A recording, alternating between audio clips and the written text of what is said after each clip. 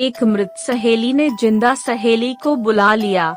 यह घटना बड़ौदा शहर की है।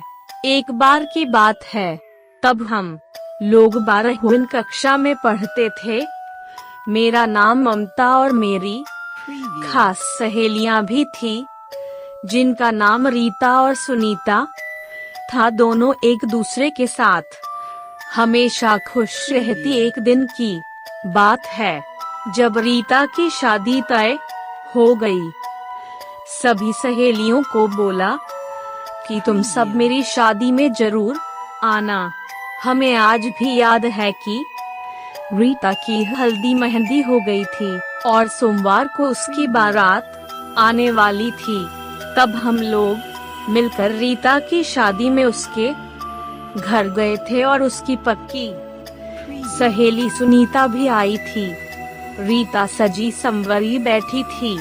उसको तो बारात आने का ही इंतजार था और होता भी क्यों नहीं भाई, उसका तो राजकुमार घोड़े पर चढ़कर आने वाला था और खुशी का माहौल था। हम लोग भी नाच गा रहे थे और रीता के साथ हंसी मजाक भी कर रहे थे। आखिर वह घड़ी आ ही गई। रीता शादी करके सुबह अपने ससुराल जाने वाली थी। हम लोग तो रात को दूल्हा देखा, खाना खाया और अपने अपने घर चले गए। लेकिन सुनीता अपने घर जा रही थी, तभी उसके साथ बहुत बड़ा हादसा हो गया। वह गाड़ी से टकराई और उसका सिर पट गया और उसकी वहीं पर मृत्यु हो गई। 4-5 महीना बीतने के बाद जब रीता ने सुनीता को फोन किया तो उसके हाथ पांव सुन पड़ गए, क्योंकि वह फोन सुनीता ने नहीं बल्कि उसकी मां ने उठाया था और वह सारी बातें रीता को बता दी। तब मानो रीता के पांव से जमीन ही खिसक गई। वह जोर जोर से रोने लगी और यह बात अपने ससुराल में सबको बता दी। 2-3 साल बीतने के बाद रीता को सुनीता रात में दिखाई देने लगी और बोलने लगी, सहेली मेरे पास आ जाओ, अकेले नहीं रहा जाता। और रीता डर गई, लेकिन सुबह होने पर उसने यह भी बात सबको बताई। लेकिन किसी को विश्वास ही नहीं हुआ कि यह सच बोल रही है। धीरे धीरे दिन बीतने लगा और रीता मानो पागल सी हो रही थी।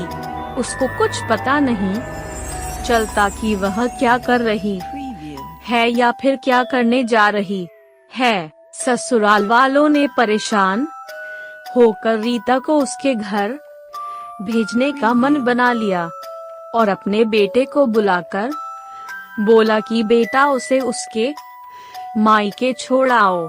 रीता अपने घर चली गई, लेकिन रीता वही अपने मायके में भी करना चालू कर दिया। उसकी यह हरकतें देखकर उसके पिता ने सोचा कि उसे किसी पंडित को दिखा देते हैं और देखते हैं कि पंडित क्या बोलते हैं। उसके पिता सोच ही रहे थे। दूसरे दिन दोपहर हो गई। रीता ने फिर भी अपना दरवाजा नहीं खोला। उसके पिता बाहर से आवाज मारने लग गए, दरवाजा खोलो बेटी, मैं तुम्हारा इलाज जरूर करूंगा और तुम ठीक हो जाओगी। लेकिन अंदर से दरवाजा नहीं खुल रहा था। तब उसके पिता डर गए और दरवाजा तोड़कर अंदर आ गए। वहां का दृश्य देखकर वह बेहोश हो गए। उनके पीछे उनकी पत्नी भी गई तो देखा कि रीता पंखे से फांसी लगाकर झूल रही थी, क्योंकि वह मर चुकी थी। तब उसकी माँ समझ गई कि मेरी बेटी सच बोल रही थी। आज उसकी सहेली सुनीता उसे बुला ही लिया। आखिर सुनीता मेरी बेटी को लेकर चली ही।